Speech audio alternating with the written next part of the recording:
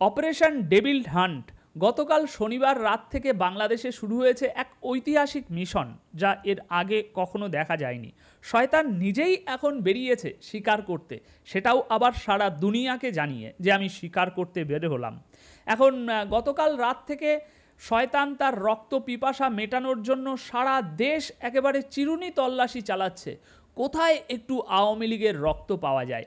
আমি জানি সকালে ঘুম থেকে ওঠার পরই আপনারাও মোবাইলের স্ক্রিন স্ক্রল করছেন এবং প্রত্যেকটা খবরের চ্যানেলে গিয়ে আপডেট দেখার চেষ্টা করছেন যে শয়তানের সর্বশেষ আপডেট কি, শয়তান কি আওয়ামী লীগের রক্তর পিপাসা মেটাতে পারলো।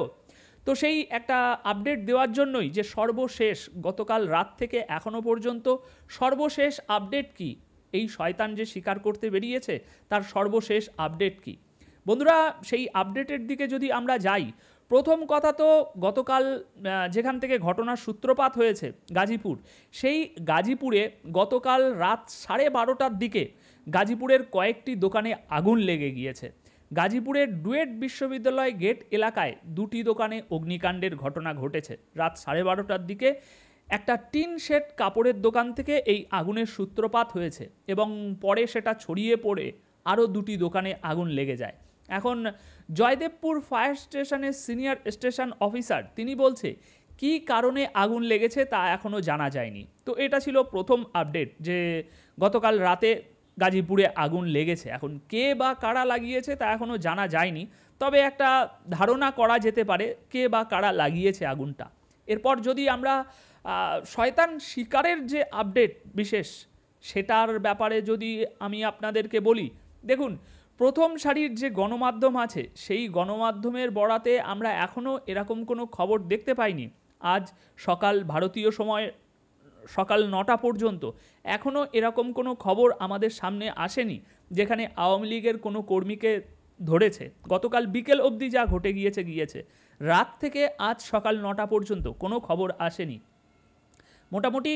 তবে সরেজমিনে ঘুরে যেটা দেখা যাচ্ছে যে গাজীপুরের কয়েকটি জায়গায় ঘুরে এই খবরটি পাওয়া যাচ্ছে, সেটা হচ্ছে শনিবার সন্ধ্যা থেকে শুরু হওয়া অভিযানে জেলা প্রশাসক কার্যালয়ের সামনে চেকপোস্ট বসানো হয়েছে। মোটর সাইকেল সহ সড়কে চলাচল করা বিভিন্ন গাড়ি থামিয়ে তল্লাশি চালাচ্ছে সেনা সদস্যরা। এছাড়া সাদা পোশাকেও আইন শৃঙ্খলা রক্ষাকারী বাহিনীর সদস্যরা অপরাধীদের ধরতে অভিযান শুরু করেছে।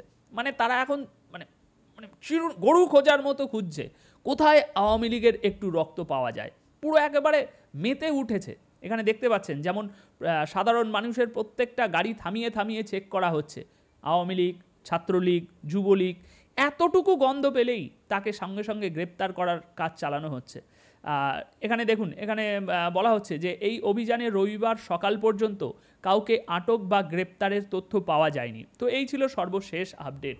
এখন আরেকটা জিনিস আপনাদেরকে যেটা দেখাতে চাই, আমাদের দৈনিক ইত্তেফাক কতটা দালালি আর তেল মাখানোর সংবাদ মাধ্যমে এখন পরিণত হয়েছে তার একটা নমুনা দেখুন।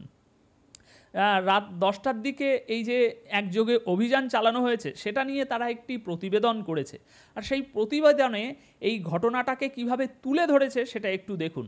গতকাল শুক্রবার রাতে গাজীপুরের সাবেক মুক্তিযোদ্ধা বিষয়ক মন্ত্রী আকাম মোজাফফল হকের বাড়িতে হামলা ও ভাঙচুরের নাটক সাজিয়ে বৈষম্য বিরোধী ছাত্র আন্দোলনের নেতাকর্মীদের ডেকে নিয়ে হত্যার চেষ্টা করে নিষিদ্ধ ঘোষিত ছাত্রলীগ কর্মীরা।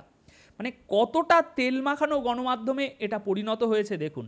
এই মন্ত্রীর বাড়িতে কেউ দুষ্কৃতীরা 200-250 দুষ্কৃতীরা ঢুকে কোনো রকম ভাঙচুর বা লুটপাটের চেষ্টা করেনি। এখানে নাটক একটা সাজানো হয়েছে যে ভাঙচুর হচ্ছে, লুটপাট হচ্ছে, এরকম একটা নাটক সাজানো হয়েছে। সেই নাটক সাজিয়ে বৈষম্য বিরোধী ছাত্র আন্দোলনের কর্মীদেরকে ডেকে মারধর করা হয়েছে, এটা দৈনিক ইত্তেফাক বলছে। অথচ গতকাল সারা দিন আমরা দেখলাম যে প্রত্যেকটা গণমাধ্যমে এই খবর ছাপানো হচ্ছে যে এই মন্ত্রীর বাড়িতে কমপক্ষে 200-250 জন মানুষ ঢুকে লুটপাটের চেষ্টা করেছে। এবং তার আগের গত দুদিন ধরে আমরা দেখলাম দেশের 30 থেকে 35টা জেলায় অবাধে আওয়ামী লীগ নেতাকর্মীদের বাড়ি ভেঙে চুড়ে দেওয়া হচ্ছে, আগুন লাগিয়ে দেওয়া হচ্ছে। সারা দেশে এই ঘটনাটা ঘটলো। আর গতকালকের এই ঘটনায় দৈনিক ইত্তেফাক আজ লিখছে যে এই নেতার বাড়িতে হামলা ও ভাঙচুরের নাটক সাজানো হয়েছে। তো এই হচ্ছে বর্তমান দেশে গণমাধ্যমের আর কি পরিস্থিতি। মানে তেল লাগাতে লাগাতে একেবারে পুরো এবার মানে পুরো ছাড়িয়ে গিয়েছে সীমা। তো বন্ধুরা, এখন সর্বশেষ আপডেট যেটা, সেটা এখনও পর্যন্ত আপনার প্রথম সারির গণমাধ্যমের বরাতে আমরা যা দেখতে পাচ্ছি, আওয়ামী লীগ বা যুবলীগ ছাত্রলীগের কোনো নেতাকর্মীকে আটক বা ধরার কোনো খবর আসেনি। তবে আজকে সারাদিনে এরকম অনেক খবর পাওয়া যাবে, যে এখান থেকে কিছু মানুষ তুলেছে, ওখান থেকে কিছু মানুষ তুলেছে। এখন সেরকম কোনো খবর থাকলে আমি অবশ্যই আপনাদের সামনে তা শেয়ার করে দেব। ধন্যবাদ সকলকে, সুস্থ থাকবেন এবং সুরক্ষিত রাখবেন নিজেকে।